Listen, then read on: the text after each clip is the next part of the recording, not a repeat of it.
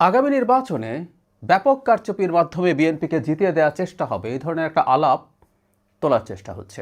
এটা যেমন দেশের ভেতর থেকে, এটা তেমনি দেশের বাইরের গুরুত্বপূর্ণ ইনফ্লুয়েন্সাররাও আস্তে আস্তে বলতে শুরু করেছেন। আমি ধারণা করি সময় যত যেতে থাকবে এই ব্যাপারে কথা তত বাড়বে এবং বাড়তে বাড়তে নির্বাচনের পর এটা নিয়ে জল ঘোলা করার চেষ্টা হবে। আমি খুব কনফিডেন্টলি এটা মনে করছি, কারণ দীর্ঘদিন থেকে এই ধরনের একটা গ্রাউন্ড তৈরির চেষ্টা আসলে আমি দেখছি।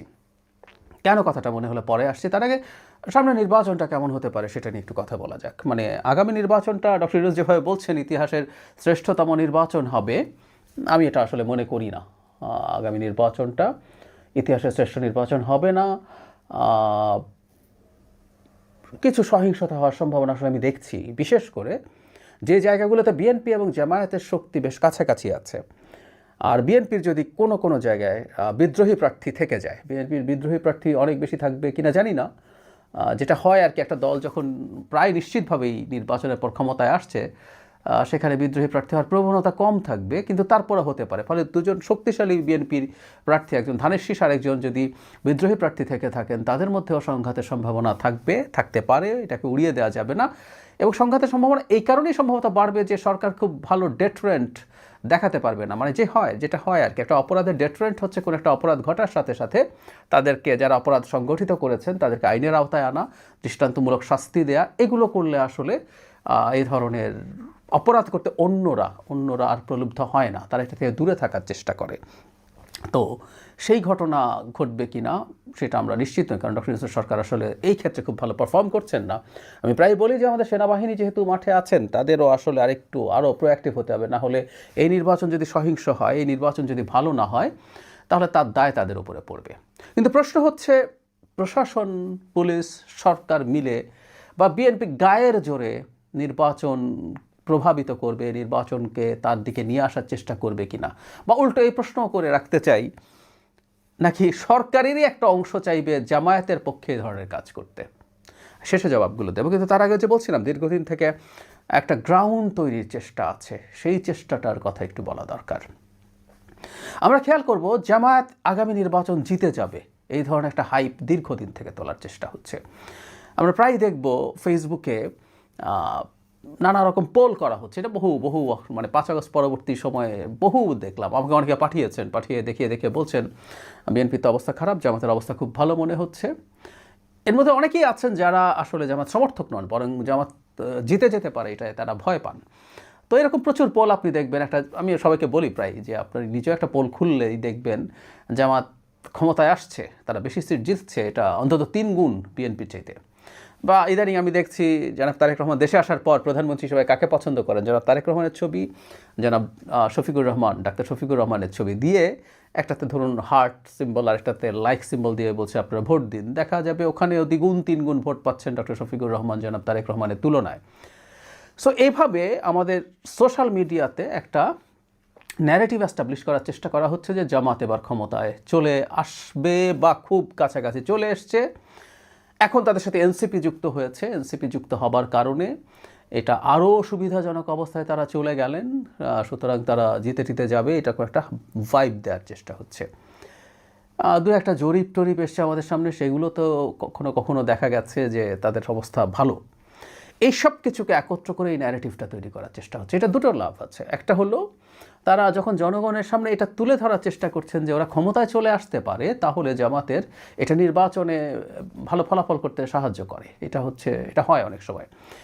সাধারণত বাংলাদেশের লোকজনের প্রবণতা এরকম, তারা তার কনস্টিটিউয়েন্সিতে এমন কাউকে নির্বাচিত করতে চায় যে সরকার গঠন করবে। এটা আমি বলছি ফ্লোটিং ভোটের কথা। সাধারণ ভোটাররা, মানে কতগুলো তো হার্ডকোর ভোটার আছে, তারা তার দলকে ভোট দেবেই পরিস্থিতি যাই হোক না কেন, কিন্তু মাঝে যে ভোটাররা আছে তারা অনেকগুলো জিনিস হিসাব নিকেশ করে।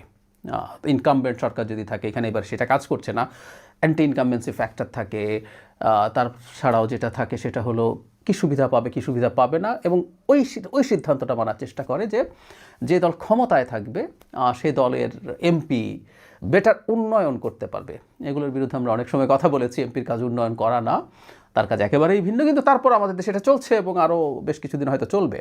তো ফলে এটা তার নির্বাচনে নির্বাচিত হওয়ার ক্ষেত্রে ভোটারদেরকে প্রলুব্ধ করতে পারে যে না, যেমন যেহেতু ক্ষমতা চলে আসতেই পারে তাই তার প্রার্থীকে ভোট দেওয়া যাক। আদারওয়াইজ সে যদি অনেক পিছিয়ে থাকে, অনেক সময় এটা হয় যে তার প্রার্থীকে তার হয়তো পছন্দ হচ্ছে, কিন্তু সে মনে করলো যে একে ভোট দিয়ে তো লাভ নাই, ওর দল তো ক্ষমতায় আসবে না, সুতরাং বিএনপি যেহেতু ক্ষমতায় আসবে তার প্রার্থীকে দেই। সো এটা একটা ট্রিক, এই হাইপের মাধ্যমে তারা তাদের ভোট এবং সিট বাড়ানোর চেষ্টা করছে। কিন্তু যে কথাটা বলছিলাম, এটাই আসলে তারা ব্যবহার করবে এই ভোটকে প্রশ্নবিদ্ধ করার জন্য। আমরা ধরে নিলাম যে দল ক্ষমতায় চলে আসতে পারে বলে আলাপ টালাপ তোলা হচ্ছে, সেই দল এনসিপি আসার আগে সেই দল 25-30 সিট পেল, 40 সিট পেল, টেনে টুনে গায়ের জোরে যদি আমি এটাকে বাড়িয়ে 50 সিটও বলি, মানে আমার কাছে মনে হয় না জামাতের সাথে যে ইসলামিস্টদের জোট ছিল তারা 50 সিটও পাবে। তারপরে বাড়িয়ে বললাম, এনসিপি যোগ হওয়ার পর আরও কিছু বাড়লো, তারপরও সেটা কি কই দাঁড়াবে?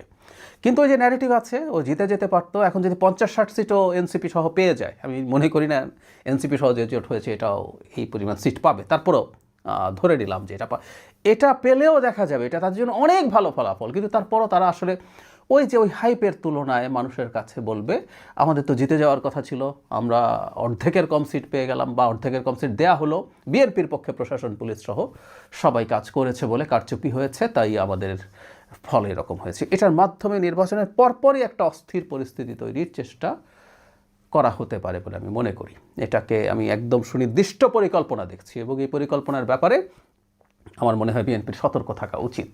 আর যে কথাটা বলছিলাম কারচুপি, বরং প্রশাসনে জামায়াতের যে পরিমাণ ইনফিলট্রেশন হয়েছে, তাদের যে পরিমাণ লোকজনকে বিভিন্ন দায়িত্বে বসানো হয়েছে, এবং আমি গতকালই একটা ভিডিওতে জানিয়েছিলাম একজন খুবই সিনিয়র সাংবাদিকের রেফারেন্সে তিনি অন রেকর্ডে কথা বলেছেন যে নাহিদ ইসলামকে সরকারের একজন উপদেষ্টা বারংবার ক্রমাগত চাপ দিচ্ছেন জামাতের সাথে জোট করার জন্য। সো যে সরকারে জামাতের এরকম সমর্থক আছেন, আরও আছেন, আমরা আসলে জানি, আমি প্রত্যেকের নাম বলতে যাচ্ছি না, বা অন্তত তীব্র বিএনপি বিদ্বেষী আছেন, তারা সবাই মিলে তো জামাতের পক্ষে কাজ করার সম্ভাবনা আছে।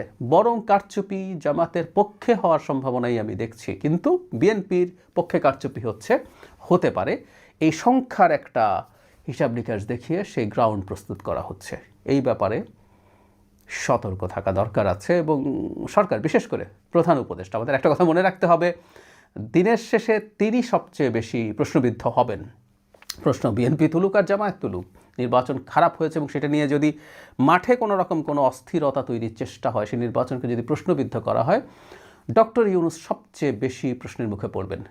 তিনি দেশ ভালো চালাননি, আমি প্রায় বলি তার কাছ থেকে প্রত্যাশা আমি অনেক কম রেখেছিলাম, তারপরও সেই কম প্রত্যাশারও আশপাশে তিনি যেতে পারেননি। কিন্তু তারপরও ছাড় দেই, অভ্যুত্থান পরবর্তী রাষ্ট্রগুলোর কী ধরনের সংকট হয় সেটা মাথায় রেখে। কিন্তু নির্বাচনটাও তিনি যদি ঠিকঠাক মতো করে যেতে না পারেন, সেটা যদি সিরিয়াসলি প্রশ্নবিদ্ধ হয়, তিনি খুব বড় বিপদে পড়বেন। তার সারা জীবনে অর্জিত যে রেপুটেশন, সেটা আর কিছুই থাকবে না। তার ব্যর্থতা তো আছেই, মাঝখানে দেখা যাবে তিনি তার ব্যক্তিগত বেশ কিছু জিনিস ঠিকঠাক করে নিয়েছেন, গ্রামীণের আইনগত জটিলতা, কিছু অনুমোদন তিনি তার প্রতিষ্ঠানের পক্ষে নিয়েছেন। দিনের শেষে তখন মনে হবে তিনি সর্বোচ্চ রাষ্ট্রীয় দায়িত্বে বসে আসলে নিজের এই কাজগুলো করেছেন, রাষ্ট্রের জন্য তেমন কিছু করে যান নাই। সেজন্য আমি মনে করি ডক্টর ইউনূসের সরকার এই ব্যাপারে যেন খুব ভালোভাবে সতর্ক থাকেন, এবং নির্বাচনে প্রত্যেকটা ক্ষেত্রে ট্রান্সপারেন্সি যাতে জনগণের সামনে স্পষ্ট হয়, এটা খুব জরুরি। জনগণের সামনে ট্রান্সপারেন্সি যদি স্পষ্ট করা যায়, তখন কেউ এই রকম নানা রকম অভিযোগ, কারচুপি, আমরা একসময় সূক্ষ্ম কারচুপি, স্থূল কারচুপির কথা শুনতাম, সেগুলো থেকে এগুলো বলার চেষ্টা হতে পারে, কিন্তু সেগুলো জনগণ বিশ্বাস করবে না। ডক্টর ইউনূসের মনে রাখা দরকার যে তিনি এই দায়িত্বে এসে আসলে অনেক কিছু অর্জন করার ছিল না, কিন্তু তার হারানোর অনেক কিছু আছে।